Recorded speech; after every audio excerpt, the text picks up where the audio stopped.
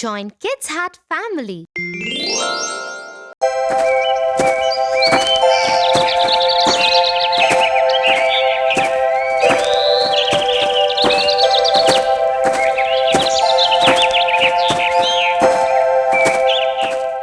You know, my friend John stays with his cousins. Yesterday, he came late to the class and the teacher scolded him a lot. John said his cousin brothers made him finish their course before they let him leave for school. He said they always trouble him and make him do a lot of housework. Oh no, he must feel really bad. John is a very nice boy. He doesn't disobey anyone. He's very nice to his cousin brothers despite the way they treat him. That is very nice of him. We should always forgive people for their mistakes. Have you heard the story of Cinderella?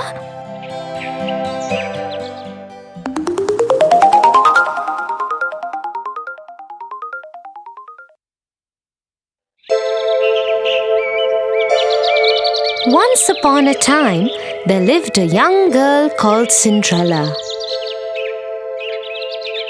Cinderella's mother had died, and so her father had married another woman who had 2 daughters.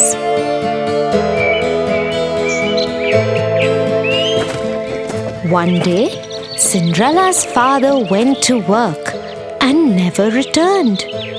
Cinderella was left at the mercy of her stepmother and 2 stepsisters who made her do all the work of the house. Cinderella, it's morning already. Where is our breakfast? Just a moment, stepmother. I am just bringing it out. As soon as Cinderella had laid the breakfast, the stepmother and stepsister started eating it. Cinderella served her own plate too and was about to eat when her stepsister pushed her own plate away. Yuck! I hate it. Yes, now that you mention it, it really is horrible. Mother, do something. Cinderella, are you trying to kill us? What kind of food is this? But stepmother, I have made it the way I always make it. How dare you argue with me? Go and make new breakfast for us. Don't you dare do anything else till we have had our breakfast. And this is what went on in their house every day. The stepmother and stepsisters troubled Cinderella without any reason. But Cinderella loved them still and never ever complained.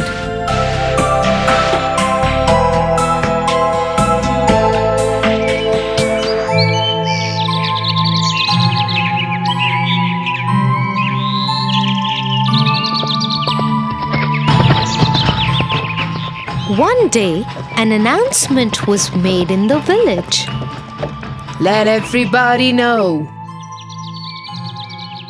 There will be a royal ball at the palace tomorrow night, and the king's son, Prince Charming, will marry a maiden from amongst the guests.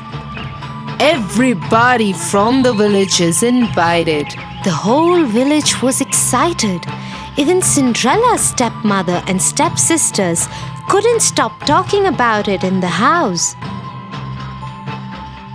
And that is how Cinderella found out about the ball. The royal ball! Prince Charming!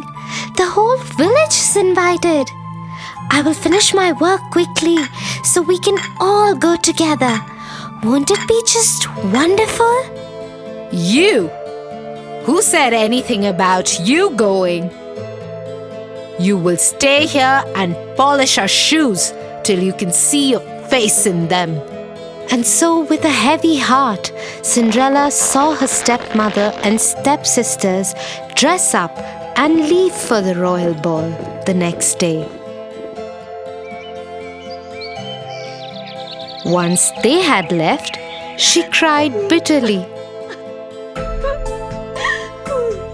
Suddenly, her room lit up, and Cinderella saw the most beautiful fairy she could imagine.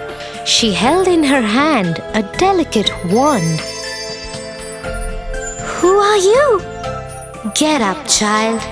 I am your fairy godmother. I am here to get you to the royal ball. Really? I never knew I had a fairy godmother. But how will I get to the ball? I don't have anything to wear. You don't worry about that, my child.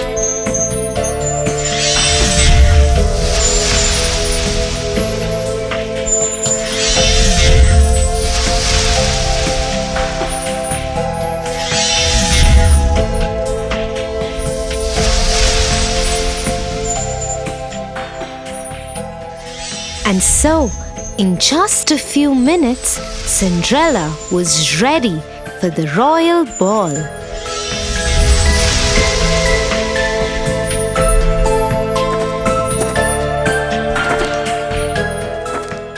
As she thanked her fairy godmother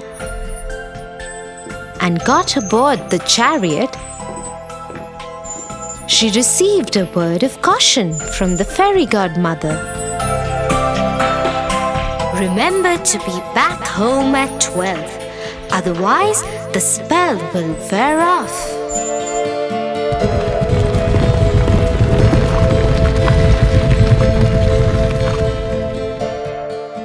Soon Cinderella arrived at the palace. As she entered the great ballroom, everyone turned to look who this beautiful maiden was. Nobody could recognize her.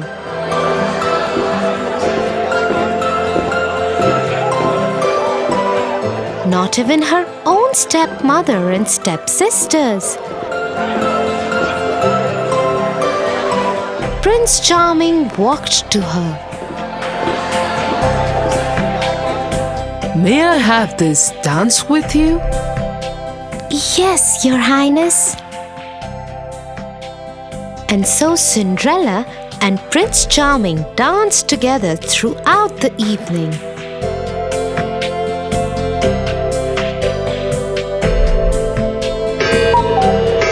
Till Cinderella heard the clock strike.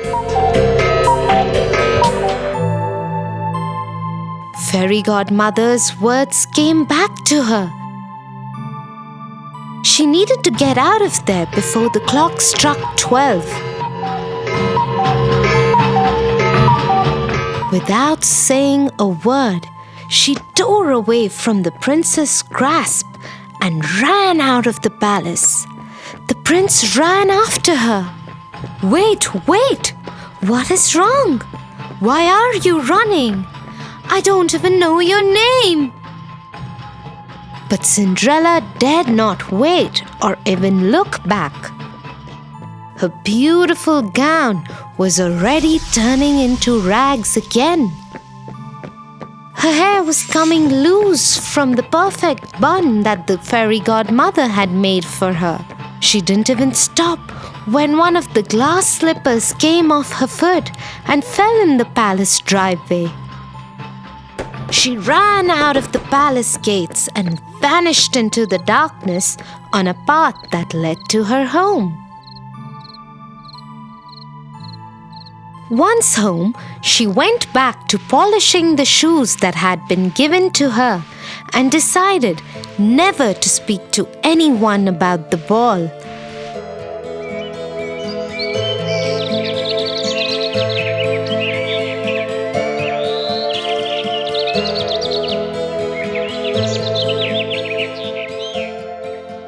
A few days later, 2 men from the palace showed up at their door. The lady that Prince Charming fell in love with left behind her glass slipper at the royal ball. The prince believes that such a beautiful slipper could fit only his beloved. And so we're asking all the girls in the village to try the slipper. The one whom it fits would be the one the prince will marry. If you have any girls in the house, please ask them to try the slipper. Oh, yes, yes. I am sure it was one of my daughters. The slipper would fit one of them. And so both the stepsisters tried to fit their foot into the slipper one by one. They pushed and pushed, but couldn't get their foot in. Looks like it wasn't your daughters after all. Is there any other young lady in the house? No, there isn't. You can leave. As the king's men made ready to leave, suddenly the door of the house was thrown open. And Prince Charming himself stood there. Who is this beautiful girl in the upstairs window? Madam, you have lied to us. I demand that the girl be called forth and try the slipper. Yes, but she is only a servant girl. Nevertheless, Cinderella! Cinderella! Come down here at once! Yes, stepmother. the moment Prince Charming saw Cinderella, he knew he had found his beloved. He took the slipper from the king's man and slipped it onto her foot himself. The slipper fit perfectly in a moment. Cinderella was once again transformed into the beautiful maiden from the night of the ball. Prince Charming took her to the palace with him.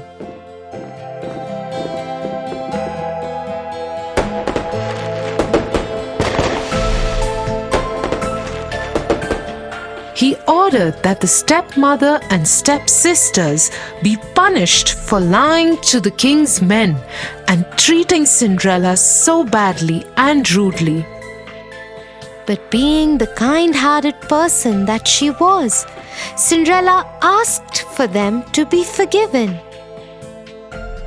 The prince fell in love with her even more for her generosity, and they lived happily ever after.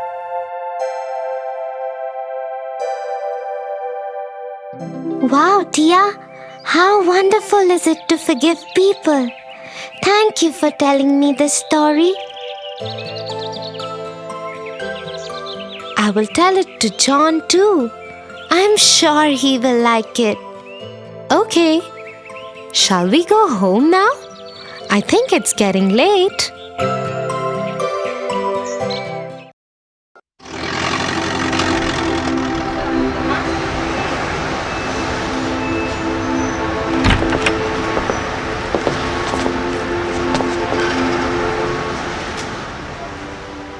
Look at that man, Tia. He looks so scary. I wouldn't want to be around him. That is not a nice thing to say, Tofu. Just because he scares you doesn't mean he's not kind and caring. Let me tell you a story of the Beauty and the Beast.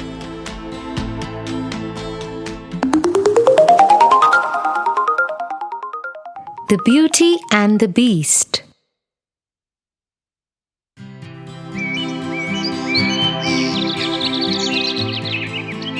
Belle lived in a village with her father Morris, who was an inventor. One morning, as she was returning from the market, a hunter named Gaston stopped her. Gaston was an arrogant young man. Everybody in the village knew he always got what he wanted.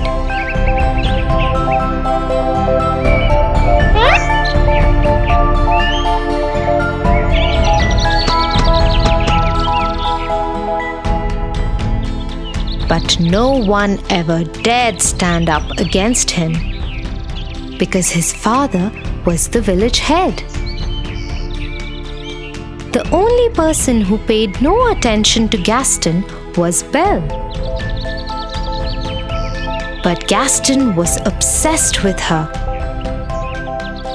and wanted to marry her. Belle, let me walk you home. Oh, Gaston, no, thank you. I can go home myself. I insist. I have to talk to your father about something important too. Belle continued walking, ignoring Gaston, who started walking with her.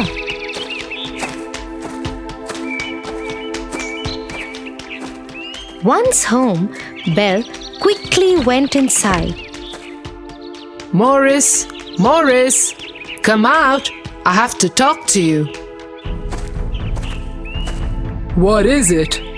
It is your lucky day. I am going to marry Belle. You have lost your mind. Go away, Gaston. Belle is never going to marry you. Just then, there was a loud explosion in Morris's lab, and he took off towards it. Belle also ran towards her father's lab. Seeing that there was no one he could push around, Gaston left.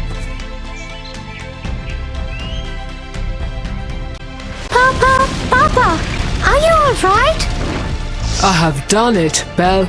My experiment was successful. I am leaving for the fair in the nearby village immediately. You will see, my child. People are going to love this. And so Morris leapt on his horse Philip and rode off.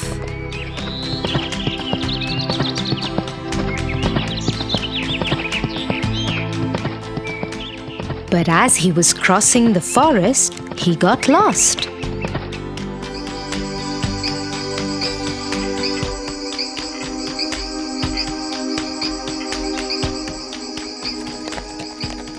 After a few hours, Philip and he landed in front of a huge, lonely castle. There was no one in sight, so Morris tied Philip to a pole at the entrance and went inside the castle. It was pitch dark inside. A few candles were lit in the corners. Hello? Is anyone here? I am lost. Can you help me? A large shadow came across the wall. As it came into light, Morris saw that it was not a man, but a huge, angry beast with an ugly scar across his face. How dare you enter my castle? You need help? I will help you. I'm sorry. I will leave immediately. And Morris started running back the way he had come. But the beast got him and started dragging him. He took him down the staircase and locked him in the dungeon. Please let me go. Please let me go. You will stay here forever. This dungeon is your world now.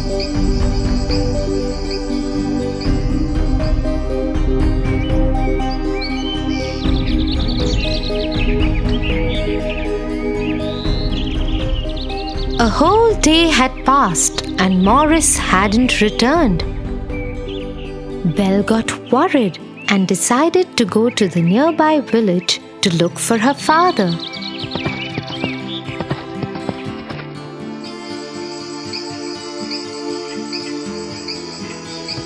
But she too got lost in the forest and landed up at the same castle.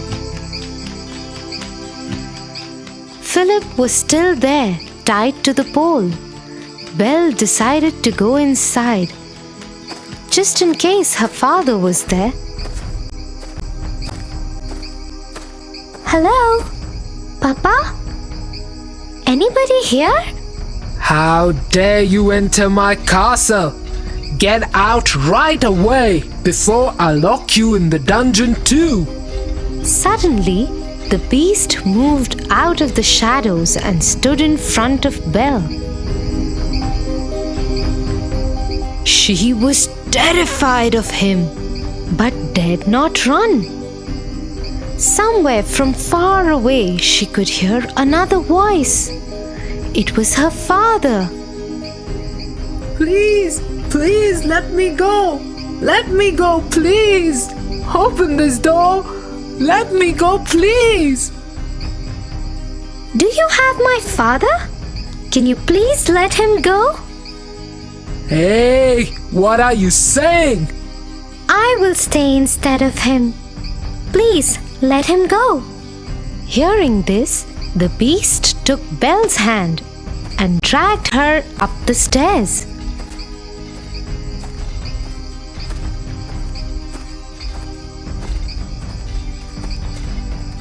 He led her into a huge room.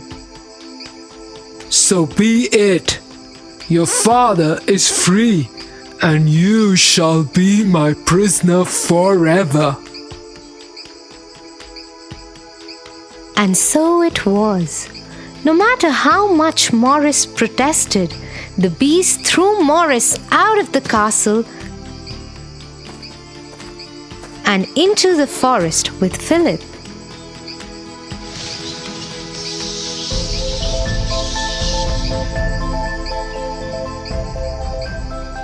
When dinner time came, Belle did not join the beast for dinner. Instead, she stayed in her room crying. The beast entered her room and said, If you are going to stay in this castle, you have to follow its rules. You are expected at dinner. Don't you dare miss it next time. You are a monster. You didn't even let me see my father one last time. Go away. I hate you. Seeing Belle heartbroken, the beast felt bad. He pulled out a hand mirror from his coat and gave it to her. In the mirror, she would be able to see whomever she wanted to see at that moment. Belle looked into the mirror and saw her father finally leaving from the castle and riding into the forest. But to her horror, she saw he and Philip had suddenly been attacked by a pack of wolves. She gave out a loud cry and ran downstairs out of the castle gates and towards her father. Soon, she found herself and her father Morris surrounded by ferocious wolves. Just as the wolves were about to attack Belle, a large paw grabbed one of them by the neck and threw it away. The wolves now turned on the beast, who had decided to follow Belle and help her save her father. The beast scared them off, but not before they had bit into his arm and injured Morris too. He put Morris on Philip, who took off riding as soon as his master was secure. The beast tried to walk towards the castle but fainted and fell.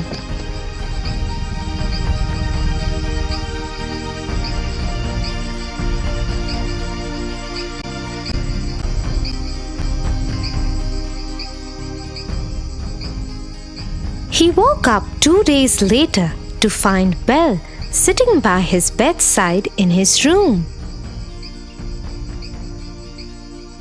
The wounds on the arm had been bandaged. You didn't go? You are awake. I hope you're feeling better. Thank you for saving our lives. Over the next few days, Belle nursed the beast back to health.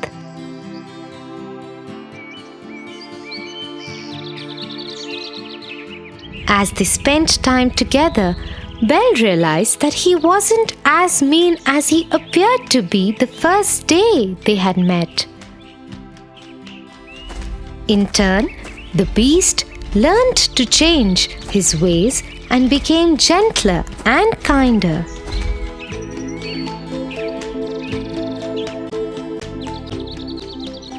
Soon they became very good friends. One day, Belle asked the beast if she could see her father in the mirror. The beast agreed and gave her the mirror.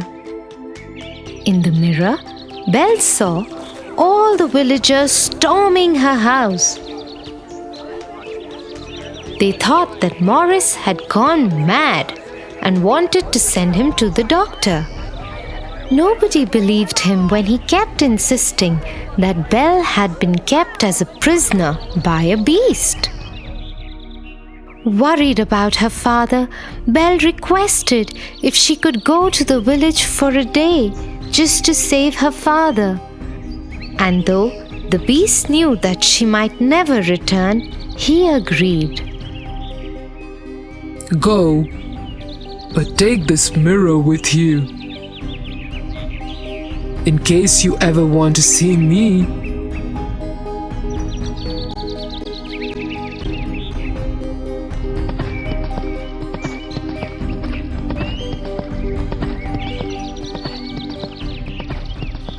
Once Belle reached her house, she stood between her father and the villagers and tried to explain the truth. But the angry mob, led by Gaston, who wanted revenge from Morris and Belle for turning his wedding proposal down, wouldn't listen. Gaston grabbed Belle's hand and tried to get her out of the way. As she struggled to free herself, the beast's mirror fell out of her pocket. In it was the beast, looking right at them all. Goodness! She's shown the beast the way to the village. We must go and kill him before he comes here. The angry mob started marching towards the castle with fire torches and swords. They left behind Morris and Belle locked up in their house. Soon they stormed the castle gates. Gaston went upstairs and challenged the beast to a fight. But the beast had had a change of heart. He did not wish to fight, so he came out of the balcony unarmed and tried to talk to the villagers.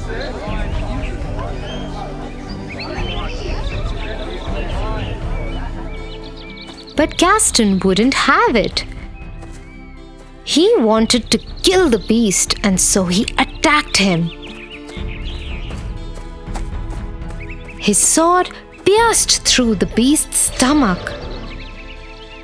Shocked, the beast swung his arm to protect himself. Scared, Gaston stepped backwards and fell off the balcony and died. Somehow, Belle had escaped from her house.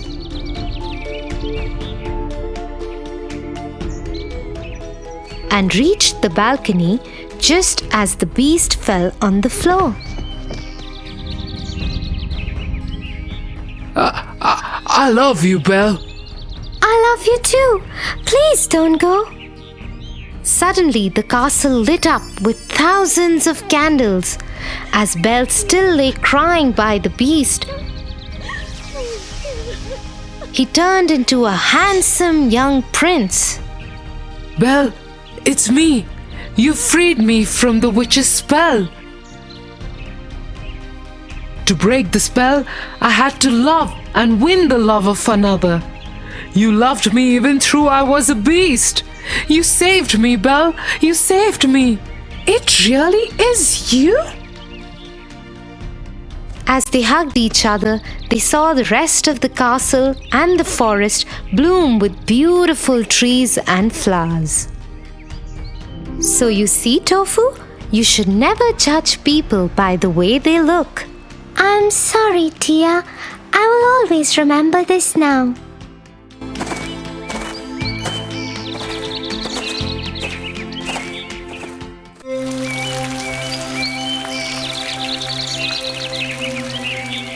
Bye, Melly.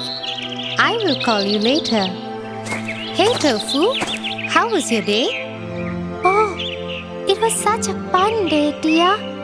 You know, that new boy who has joined my class, Kate? Yes. The one whom all the teachers like so much? Well, not anymore. They don't. What do you mean, Tofu? Some of us got together and got her into real trouble with the teachers. The teachers think it was all her fault. Tofu, that's horrible. How could you? Relax, Tia. No one will ever know. I am very disappointed with you, Tofu. But you know what? Evil can never win. What are you talking about, Tia? Snow White and the 7 Dwarfs.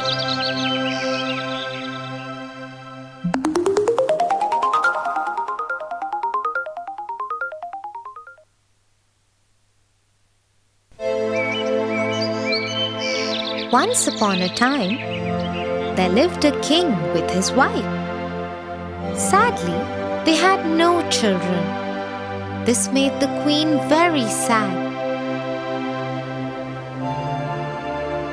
On a winter day, when it was snowing heavily,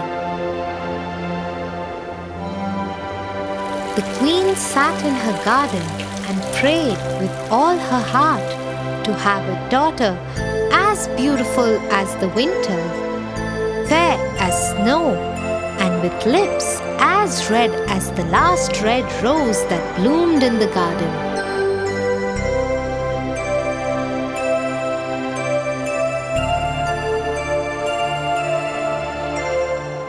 Her prayers were answered a year later when she gave birth to a daughter, just as she wanted. But the childbirth was so difficult for the queen that she died during it, leaving behind the king and their daughter, Snow White. As time passed, the princess started asking for her mother. Father, where is mother? Why don't I have a mother? Soon you will have one, my princess. The word spread in the kingdom that the king had decided to remarry. Families who had daughters of marriageable age started trying to impress the king, but no maiden could win his heart.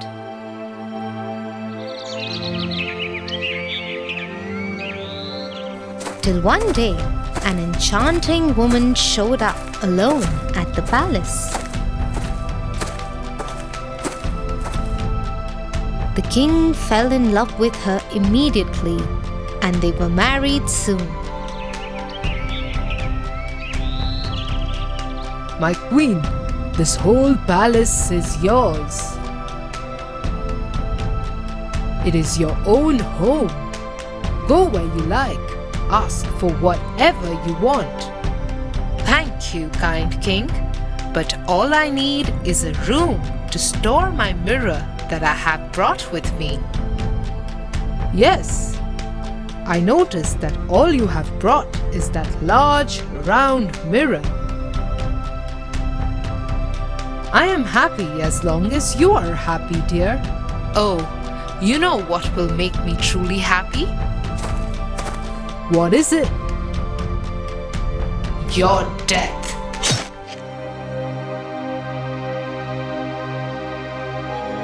The queen was actually an evil witch who had pretended to be nice so that the king would marry her. Her true motive was to have a kingdom of her own. She had only one other desire: to be the fairest woman in the world. Every day, she would stand in front of her mirror, which had magical powers, and ask it the same question. Mirror, mirror on the wall, who's the fairest of them all? It is you, O Queen.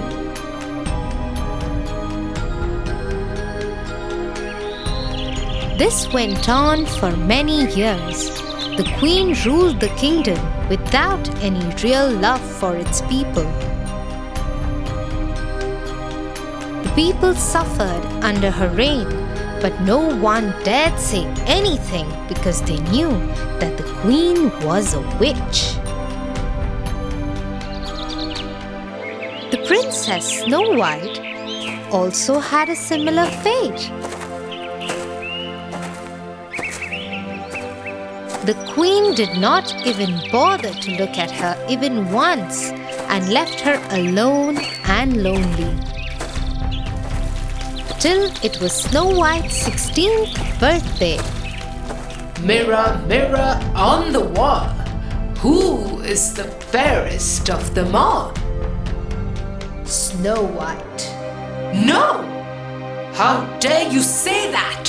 I do not lie, Queen. She must die. She must die. God, come in. One of her most trusted guards came in.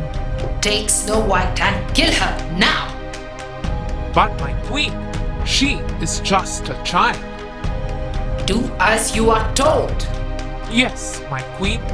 Afraid of the queen's anger, the guard took Snow White deep into the jungle to kill her.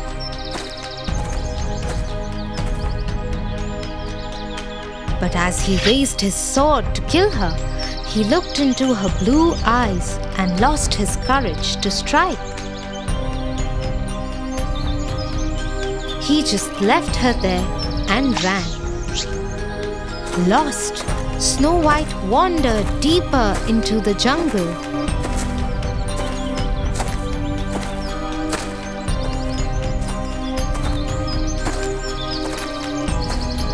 There, she came across a tiny cottage. She decided to enter it.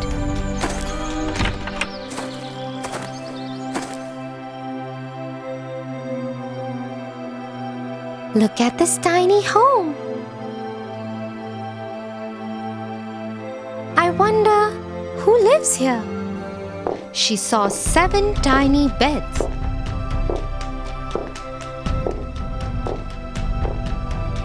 A dining table with 7 small chairs, and a kitchen which had 7 plates and tumblers. There is 7 of everything here. I think 7 people live here. But why is everything so small and tiny? Snow White was just looking around when 7 dwarfs entered the house. It was their home. Who are you? Oh, hello. I didn't hear you come in. My name is Snow White. I am the princess. The princess? We saw a royal guard kill a reindeer and pull its heart out. Yes, and he was mumbling to himself that he will tell the queen that he had killed the princess and brought her heart for the queen. Yes, the Queen's guard brought me here. I think he wanted to kill me, but ran away, leaving me alone. Don't worry, princess. You can stay here with us. That way, you will be safe. Oh, thank you so much. Snow White started staying with the dwarf brothers.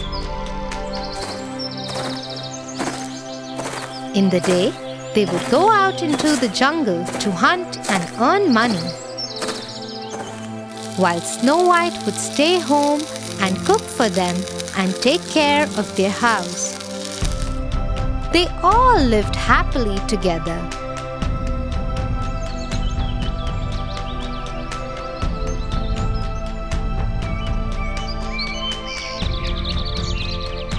Mirror, mirror on the wall, who's the fairest of them all? Snow White. You are lying to me because I didn't visit you since you said this the last time. I cannot lie when you ask me something. But Snow White is dead.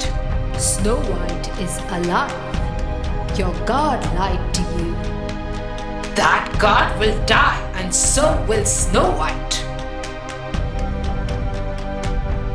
Using her magic, the queen disguised herself as an old woman. She even made the mirror tell her where Snow White lived now.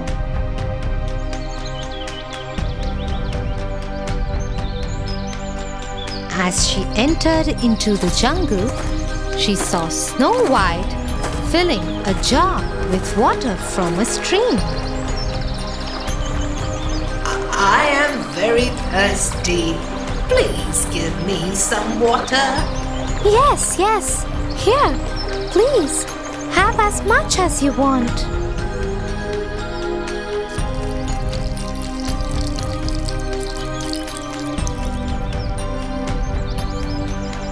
Thank you, dear girl.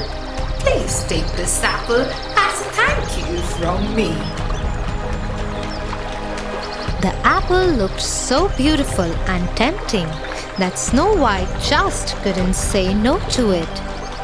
She took it from the old woman, but she didn't know that the queen had poisoned the apple. As soon as she took one bite of the apple, the poison affected her.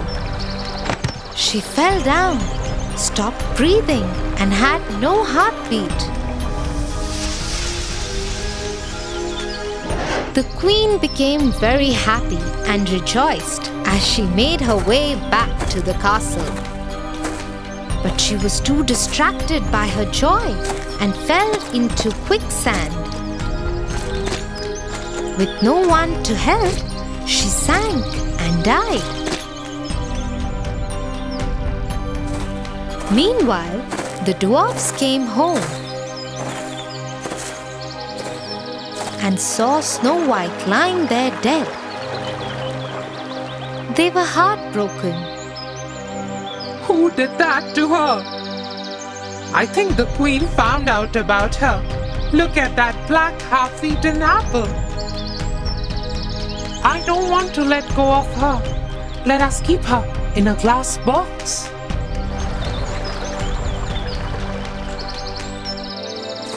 And so the dwarfs kept her in the glass box in the garden near their home. Every day they would keep a red rose on her box.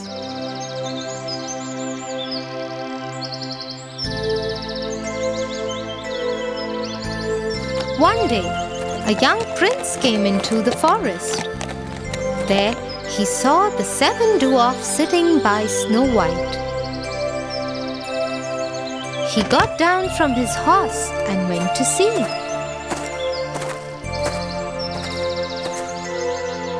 His eyes fell on Snow White, who was in the box. Who is she? What has happened to her? When the dwarfs had finished telling him everything, the prince was sad too. I am in love with her. I wish I had a chance to meet her once. Now all I want to do is kiss her. And so the prince lifted the lid of the glass box and kissed Snow White. As soon as he kissed her, Snow White opened her eyes. The curse of the poisoned apple had been broken. My princess, you are alive. Your love woke me up, dear prince. Encouraged by the prince's support, Snow White decided to go back to her kingdom and face the queen. When she reached there, she found out that the queen was dead and the kingdom was joyous to have their princess back.